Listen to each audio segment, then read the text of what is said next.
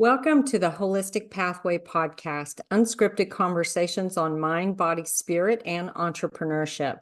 A new video series podcast where we dive deep into the holistic integration of life and business. I am Tammy Coyne, your holistic alchemist, helping you change pain into possibilities and possibilities into purpose. I'm excited for today's chat with Casey Marriott. Casey is a self-activation and energy coach using human design coaching and reflection therapy as the basis for her methodologies. As a 4/6 reflector, she helps people release their deepest energetic blocks and redirects their burnout and dysfunctional behaviors into their gifted potential. She serves a group of gifted, intuitive, and creative women in her coaching group, the Self-Activation Academy, helping them hone their power and potential so that they have the confidence and skills to start their purpose-led businesses. She is an adventurous soul, having lived abroad for 20 years, and shows others how to embrace an unconventional lifestyle. I'm really excited to have Casey today, and I hope you will stay tuned and enjoy today's conversation. All right, Casey, thank you so much for being with me today. I appreciate you being here. I always enjoy meeting new people. And I'm coming in from Arizona in the US, and I think you're coming in from Mexico City. Is that right? Yeah, I'm in Mexico City. Awesome. How long have you been there? 10 years. 10 years. Okay. All right. Awesome. Well, I'm excited to hear more about you and what you're doing and your holistic path and just how you got started on this whole thing. So tell me more. Well, yeah, I think when I came across your podcast, I realized we were had very similar focuses, right? It's like how to turn the worst things in your life into the gifts that they're meant to be. For And sure. my particular focus is the dysfunctional behaviors, which tend to be very burnout behaviors like those overthinking, that self-doubt, constantly getting stuck in imaginary scenarios, all those fears, that fluctuating self-esteem. And I found that this was the biggest block to taking action, right? And so most people, they get stuck in these behaviors, which stop them taking action. And then it creates a lot of empty energetic investment. You're spending all this mental and emotional energy, but you're getting nothing in return from that investment. And so when you go to take the moves that you want, if you want to start your purpose-led business or develop your gifted potential or make those big goals or changes that you want, you really have no energy left to complete the cycle of change. So I really am trying to help people actually focus and address them. We think they're all, we've come to accept these behaviors, but actually they're not normal. And if we address them now, sooner rather than later, I think a lot more people would find that they would start to get unstuck and move forward and, just stop feeling frustrated and burnt out and tired and annoyed, So that's really what I'm doing now in this group membership that I'm starting in September called the Self-Activation Academy, where people can have kind of ongoing coaching, therapy, and a community support to help them get unstuck from these places. I love that. That's really awesome. And I know the way these recordings are happening, yours won't actually be live until after you've already started the group. So let's set that intention that you've got a big launch and it's really successful. And when you're coming out in I think your episode probably airs, I want to say it's late October. We'll double check that later, but I'm really excited that I think we're just sort of setting the stage for what you've got coming up and then kind of bookend it after you start that. And I know you said in your bio that we're talking about human design, so not everybody knows what human design is, right? And I am not super experienced in human design, but I have a friend who loves it. And so she shared all kinds of things about me with me, which has really helped me get a better understanding of who I am And I believe you are a 4/6 reflector, right? And I'm a 5/1 generator. So have you found in the work that you do that, and I don't know, you may not have mapped this out, but do you find that certain human design types tend to have that more of that challenge, or is it just kind of across the board? Like, have you seen a pattern that way? So to explain, I mean, just to explain a little bit, human design Yeah. brings together astrology, the Chinese I Ching system, the Hindu chakra system, Kabbalah, and a few other systems to really kind of pinpoint our strengths and our vulnerabilities. And so the reflectors, we make up 1% of the population. We're the rarest type, which everybody's individual, so everybody's rare. But what it means is that I operate differently to 99% of the population. And in my human design chart, I have a completely open energetic chart. I have nothing defined about me. So day to day is inconsistent. I'm constantly up and down, and I have to constantly ground myself and ground all of those behaviors. So everybody else tends to have some parts in their chart that are also open like mine. Now I Mm. have them all open, so I can teach Wow. people how to balance which ones they have open. So yes, lots of the population have some kind of open center where they're going to experience unbalanced, that unbalanced feelings, feeling ungrounded, getting really stuck in those lower behaviors and dysfunctional behaviors. Now, what's so interesting is that on the Hovian archive website, which is the main source of the information, you can get statistics of all of the charts that have been run through their website. Mhm. And what we see is that actually 70% of the population have an undefined head chakra. So that's overthinking. And 65% of the population have an undefined ego center, which is fluctuating self-esteem. And when we look at the population, we can say for certainty, especially with the rise of ADHD diagnosis, but like the majority of the population are stuck in overthinking and Mm. fluctuating self-esteem and self-worth. And these are really the two main problems that I see that we're not dealing with, and we've just come to accept. And this is where we're spending all that mental and emotional energy that's just putting us into burnout and getting stuck in the situations and really not getting out of it. And so that's what really drove me to create the Self Activation Academy, because who better to teach everybody about this than someone who has to ground and balance themselves every single day. So same with your chart, you would probably have some parts on your chart, and these are the white parts on your chart. You would Mhm. probably also have some open unbalanced centers. I do. Yeah, and do you know what they are? Um, I actually did pull up my chart before we came on here. Um, and I know I have all of this stuff written down. Yeah, I'm pretty sure, and I don't know if you can see this. I think my head is, Yeah. So you yeah, have undefined head, yeah, undefined ego. You've got the undefined spleen, which is where all that you get really unbalanced by fears, yeah. undefined emotions, so you're an empath, and undefined root center. So you get really ungrounded by pressure and stress and to-do lists.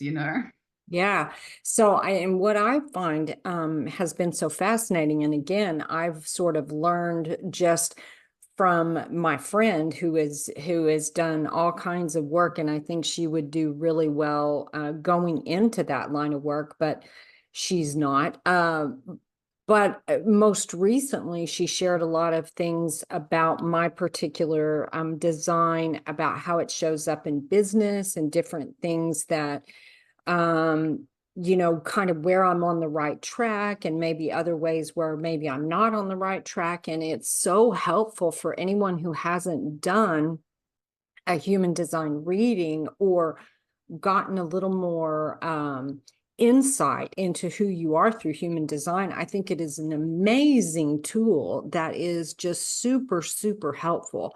When for you, did and of course, since it's a holistic path podcast, I like to look at how a person sort of evolved into where they are. So were you always into this kind of work? Did it sort of evolve through your own healing journey, or kind of, how did all that start for you? What's kind of your story there?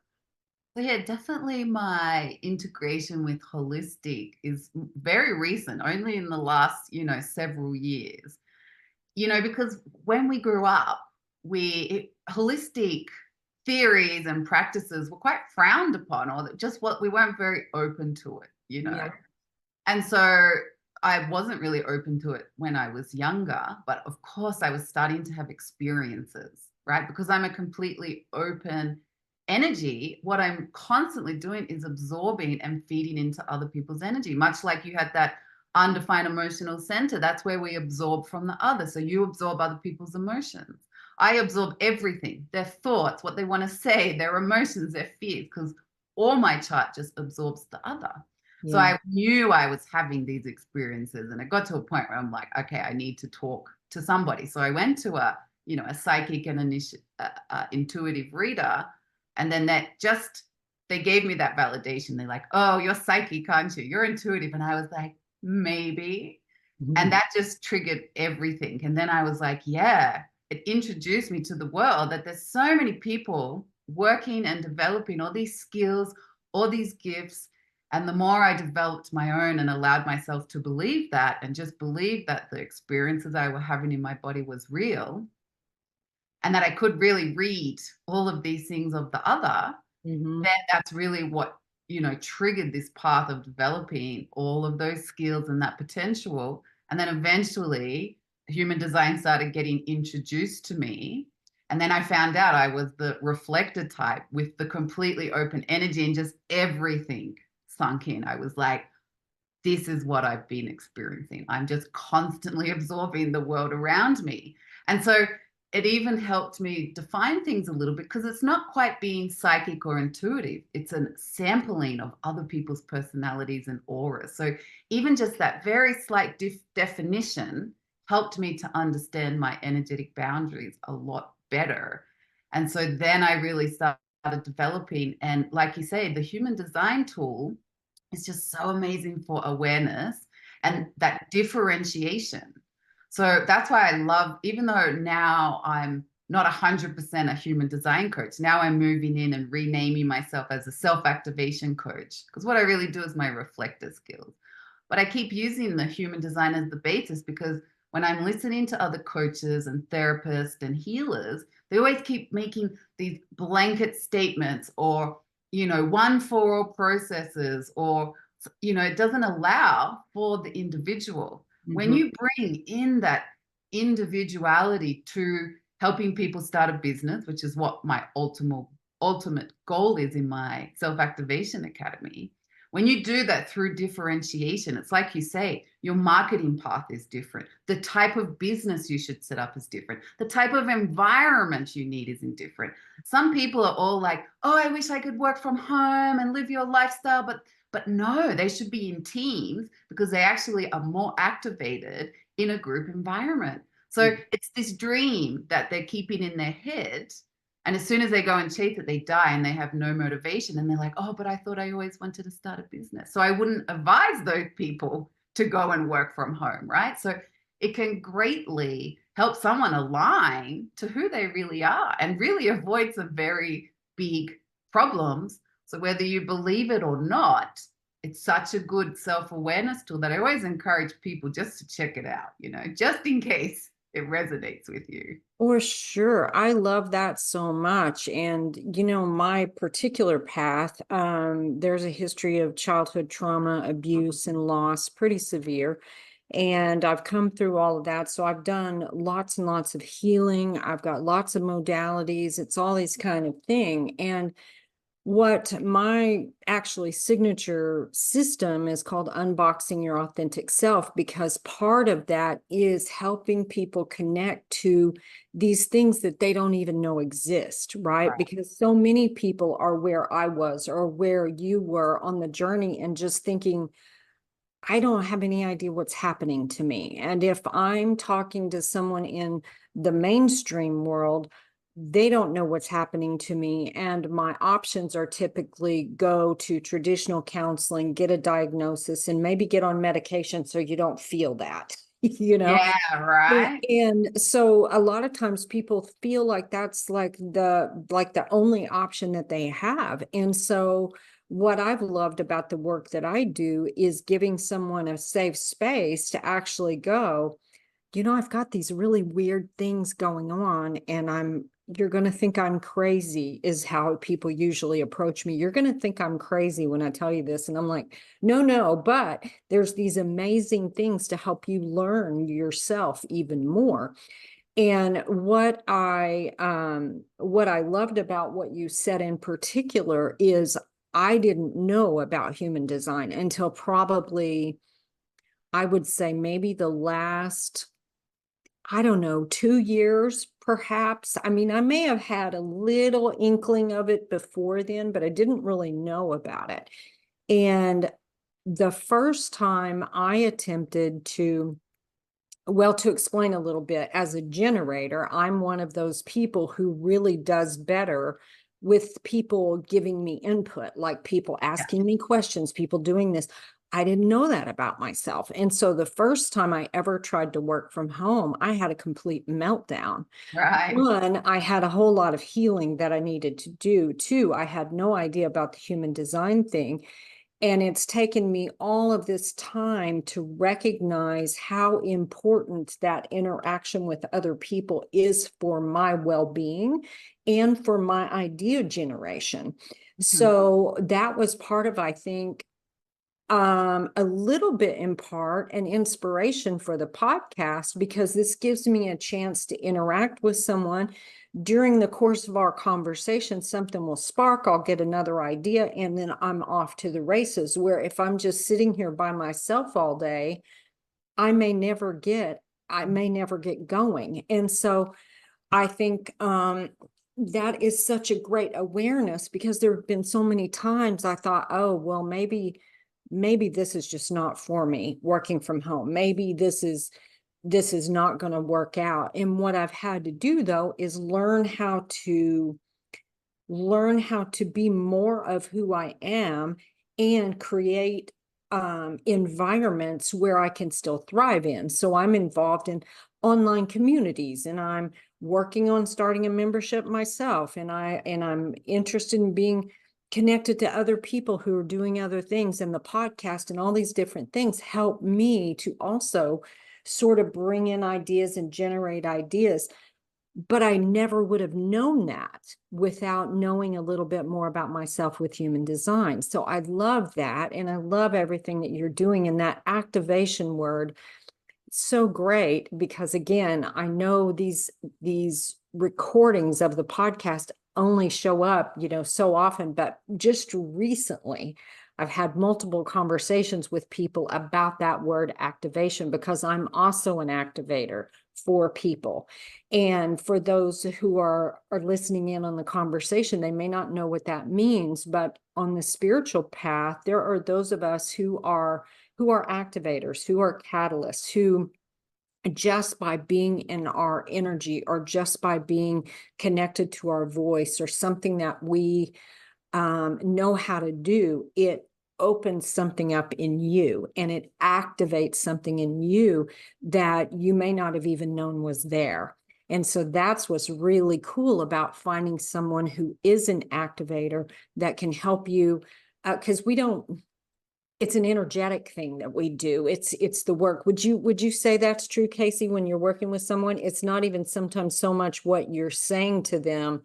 And sometimes it is, but just the interaction with you and the working with you helps to activate them. Have you noticed that? Yeah, like for sure, there's a part about just being in the energy, but a lot of it is really through talking. Mhm. It's really, I actually, I'm quite spiritually rational. Like certainly there is something about the energetics, Yeah. but there is something about what we see in people and bringing it from their subconscious to the conscious to help them activate themselves. So I would say it's more even just about that process of realizations and breakthroughs, that we can see things that they can't see, right? And this is quite interesting in human design, is because when people have very fixed charts or defined parts in their chart, it's very hard for them to see outside of this very defined and set personality of themselves. But see, Yeah. you've got that open crown chakra like I do, so we can see multiple possibilities and we can see them from multiple angles. And this is really what a lot of people in the activators do, is they see something that the person can't see. And if I was to use human design to explain this, I'm a reflector. So I see very deeply into everything about people. I can see, because I have nothing defined. So my personality doesn't get in the way of the therapy. It's like they have therapy with themselves. Yeah. And so that's the way that I can see things to bring to their, from their subconscious to their conscious. Now you're a line 5, and the line 5 is the, the kind of savior. It's the problem solver. Hmm. And so the line 5 also sees solutions to problems. Yeah. So we do it in slightly different ways. I tend to see more the blocks and the energetic blocks, and you tend to see the solutions that they haven't considered before, right? And so we're both doing very slightly nuanced things in the Mhm. way that we activate people. So this is why I love the human design. Like, it just sometimes helps you understand the energetics that really are at play with these words that we're throwing around, right? Like, what is self-activation? Well, it's very different between how you activate someone and how I activate someone.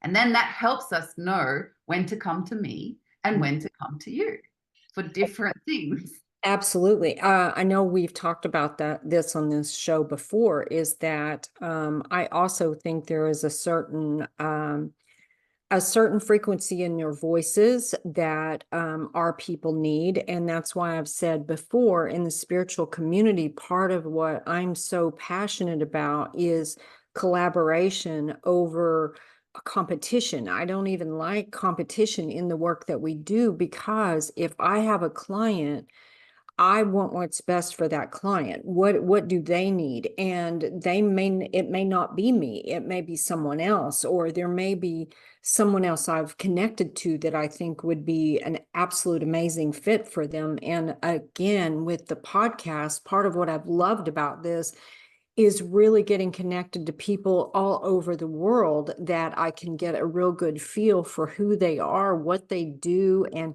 how they show up. And then if I'm working with a client, or you're working with a client, and we're like, oh yeah, maybe this person might be a better fit for you, or an additional fit for you, or something like that. And I love that, with the idea that seeing all of us as showing up, as I refer to us as lighthouses, and bringing the lighthouses together. Because sometimes when we're out there shining our light, sometimes we often forget, because it feels like we need support. We need, where's the light? Because we're shining it and we're not seeing that there's light coming at us over here. And a way for us to all in some way connect, so that we've got this network of people across the globe that is of the same mind that we are, of helping our people in certain ways. And I really, really love that. Now, I think if I understood correctly, you're primarily working with women. Is that right? Are you working with a certain type of woman, or tell me more about that? Yeah, so I mean, I never wanted to niche like many people, but in the end, I had to look at, well, who do I keep attracting? And I Yeah. kept attracting women who, much like you, I think they tend to be creative, intuitive, or gifted in some way. Although I believe everyone is gifted. So that's why I add both intuitive and gifted. So it's really just, people who really want to start their own business using their gifts. And I love what you say about this, there's need for everybody. Yeah, And I agree with you. I think our genetic and energetic makeup attracts a very niche audience. The way that we look, the everything, like you say, the voice, everything about us hmm, uniquely attracts a very specific type of person. So even in my self-activation academy, I am allowing all the women who are generally already have businesses or about to start businesses to list their businesses and try and even find clients among each other, because they're no competition to each other. yeah, What they uniquely offer is going to be especially important based on someone's time in their journey, right? We all need different healers and coaches on different parts of our journey for based sure. on what they uniquely need. So none of us, and I teach a lot about how to tap into your success niche, right? And I say that success niche is kind of like your purpose, or it's the money making side of your purpose, because we often think like purpose is so lofty and spiritual. But really, if you align to your authentic self, your purpose becomes your life journey. Yeah. And you can create your success niche from this. And your success niche is exactly what you offer. And we do not compete with each other from our success niche. No one else can be you. And no one else is going to be perfectly aligned to provide that service than you. So we're not competitions to each other. Right. And, if someone is perfectly aligned to another coach or healer or therapist, then, like you say, I'm more than happy to pass on those clients or vice versa. And so there's this element of like, mostly I just want to bring the community together. It sounds like we have a lot of aligned goals. I just want to bring a community together of, more spiritually awakened women or women who want to start their business, so they can have conversations and realize ultimately they're really clients of each other. Well, 100%. And I think we all need such different things on this journey. I know that my clients in particular, I see them as all being on the same journey, but they're on very different parts of the journey. And so I'm meeting them at different places on the journey, depending upon what they need. And it's often that thing too, that sometimes they may need us for a time on the journey, then they may not need us for a while, then they may need us again at another point on the journey. And it's so true. There's so many times where even, my journey also, if I was looking for something or someone in particular, someone may not resonate with me at all, but then later on, then all of a sudden they do, or vice versa. They really resonate with you, and then you sort of outgrow them in whatever way that means. And I love that. And I'm so thrilled and honored to be able to do this podcast in this way, because I feel like I'm getting an opportunity to really meet people and do exactly what I wanted to do, which my overall intention is positive global impact. And as we know, there's so many things going on in the world. And as one person, okay, well, how do I make a bigger impact? And what I've said several times is that I felt like it started with me. What kind of healing can I do for myself? What kind of development can I do for myself? And then how do I make my reach bigger? How do I, by the people I help, how do I help more and more people? And I just feel like that's when we bring those people like us together, um, to create this amazing ripple across the world. I just think I get very excited about the idea of all that we can do. So I love, and I'm so happy to have you here and being talking about just what we're doing. Did you have any sort of, what would I say, any definition of an actual spiritual awakening that you went through, kind of like that big bam, this happened, or some kind of personal challenge that sort of threw you into this direction? I know a lot of us do, but not all of us do. So I was interested in that with you. Yeah, definitely. Like I said, I got activated or awakening to like what was happening in my body many years before, but you know, I wasn't really chasing it as a career. Mm-hmm. Then yeah, I like had this big, I got divorced, I lost my job right after, lost everything in the divorce, had a breakdown, and Yeah. then I just like couldn't even get back up. And then I like started like drinking every day to cope. And so it was just this like 6 months of a very just like in complete darkness, everything shattered around me, right? Not a single thing I could put back together. And you Mm-hmm. know, I tried, you know, and this is where this burnout, a big part of my burnout comes from, because so many people, they have these big catalysts and they think, I've got to get back up. I need to do this. And I kept trying. I kept trying to get a new job or start a whole new business and blah, blah, blah. And I look back and I'm like, oh my gosh, if I had just taken 6 months off and just let myself heal and chill out, but instead I just kept trying to push through the burnout.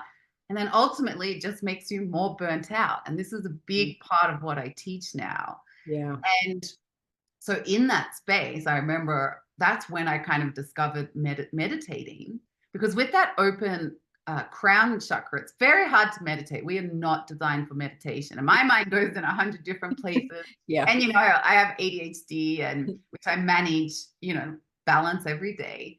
And so I'd never been called to meditation.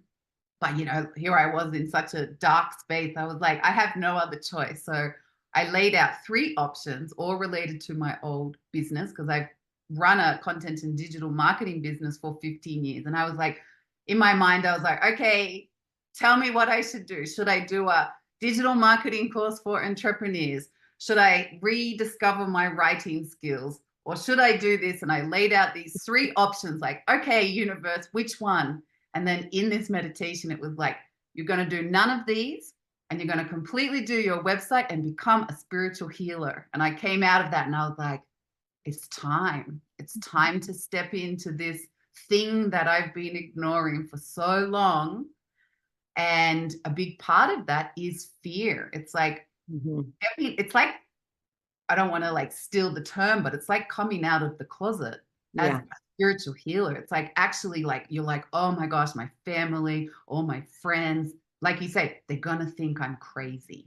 Mm-hmm. And you know, like that's a big shift. It's really hard to do that. It's really hard to then go on your social media and start talking about it, and you know that you believe in energy now, and so that took a while to rebuild and step into that. But as soon as I did, oh my gosh, did everything become aligned. And all of a sudden, you know, that fulfillment, that contentment, everything starts to change when you're in alignment to what you do best. And Mm-hmm. even as I think I mentioned before, originally I started just like after that, I was like, okay, I'm going to start a business in this. But I was still like just not confident enough to do that. So I became a human design coach, and was because it's already a set up system, there's already a market there. Yeah. And I was like, okay, I'll just be a human design coach. But even as I was doing that, I was like, this is not pulling from my skills, because my strongest gift is reading people's energetic blocks. It's not Yeah. reading their human design chart. Although I use that as the basis, it still wasn't my strongest gift. And so I repivoted my whole business to now be that activator, because that is what I do best. And this is what I help people do. When you find your success niche, very specifically what you do best, not what you kind of do best, but Mm-hmm. what you do best, everything falls into place and it becomes a very different path. And that's why I call it your success niche. When you find the niche, the success naturally comes. Well, I think that's such a great point. And for myself and also a lot of people that I've worked with, I think what some of the challenge comes in, like you were saying, if you had just given yourself that 6 months off. And I think some of the challenge comes in is still living the human experience. So if you are in that space of you're like, well, I appreciate that I need to take 6 months off, but somebody still has to pay the rent, you know? Yeah. And so, and I think what happens then is it becomes, and I think this is important for the viewers to understand, is that we didn't just stop earning money and go, oh, I think I'm going to go do this now because this doesn't magically generate money.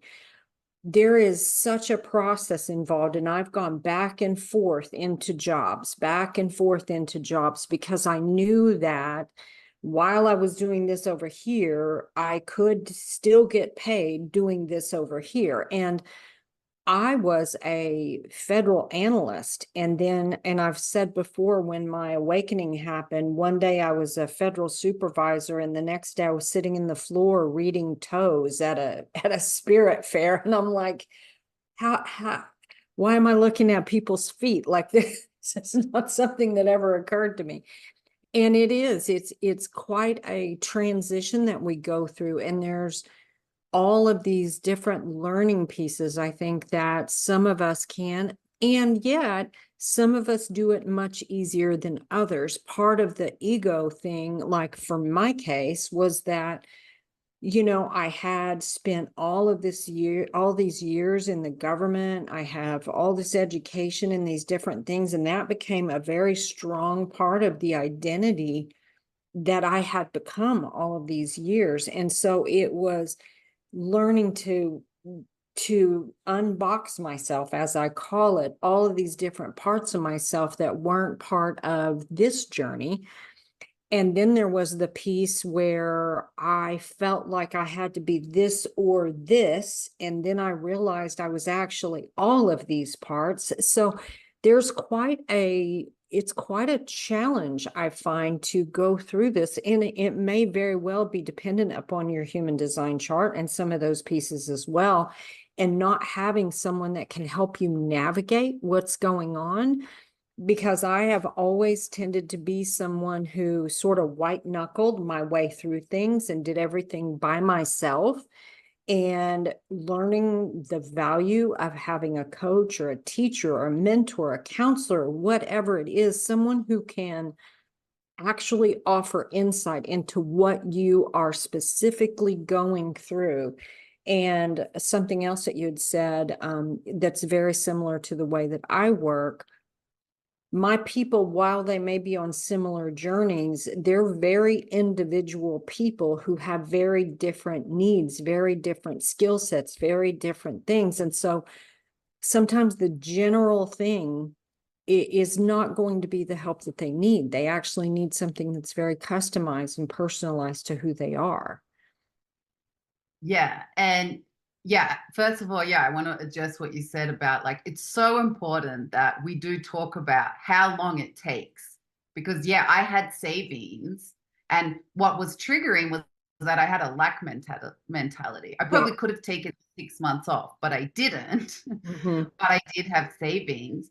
And also, like you say, right, it's like starting this process, either you start the process while you have a tie to security, financial security, because what happens is, as you start the process, a lot comes out. That's when your PTSD or your PTSD comes out. That's when your lack mentality comes out. That's when your fear of failure and fear of not being good enough comes out. And so it took me 2 years as I was building these businesses, and I was like, I thought I was done and I was ready. And then you launch something and it doesn't get the results you want, or you post something and you get 3 likes, and you're like, oh, and you realize then, like, something else comes out and something else comes out. And so I had savings, or like you, I could pop in, get a client to cover that process. Mhm. And that's why I have the Self-Activation Academy now. Like, that it's an ongoing membership, so you can constantly have that support breakthroughs, and that you either choose to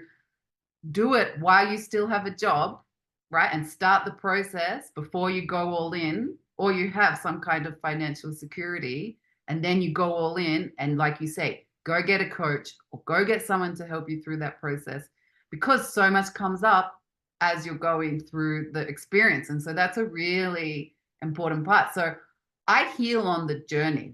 I heal through experiences. That's actually in my human design. Yeah. Some people are better off when they do all the pre-healing and then go through the experience. So each person has to decide for themselves what exactly they're going to need. And I agree with you. It's like, these one for all coaching programs can be very difficult, because who knows what your trauma is, or what environments you need, or what systems you need to break down in order for you to thrive. And same with like the Self-Activation Academy. I was doing one-on-ones, but like, you know, with 90-minute sessions and very specialized, you know, attention and journeys, but so much comes out in a 90-minute session that really all people need is like 5 minutes a day or 10 minutes a week.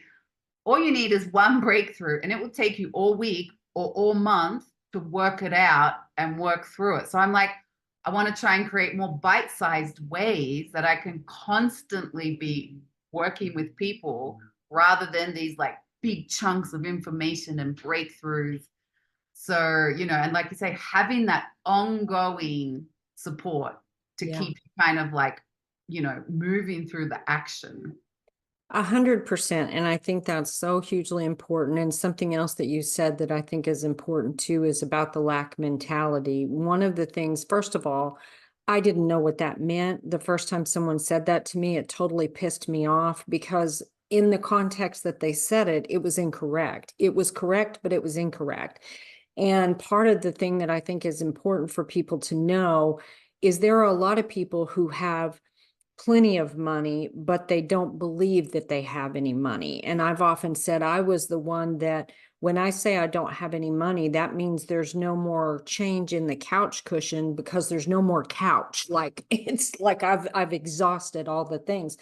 And so what's important for people to understand is sometimes you switch the way that you spend money. Example, organic food. Oh, it's too expensive. Well, it's not when you put it in context. And, you know, oh, I could never pay for a coach. It's too expensive. Well, it's not when you put it in context and you start changing the way that you view things and how you value things. I think that's so important. And to respect your time, I know you've got another meeting coming up. We're going to be a little shorter than we normally are. Did you have any final thoughts, Casey, that you kind of wanted to share with that's coming up for you? Yeah, I mean, I think something that I just always talk about is, and just kind of like an extension of what we're just talking about, is that this process is a long process. There's no such thing as some kind of quick overnight process that everything's going to fall into place, you know. Like I say, I always say, like, purpose is not a destination. It's a life journey. It's a process.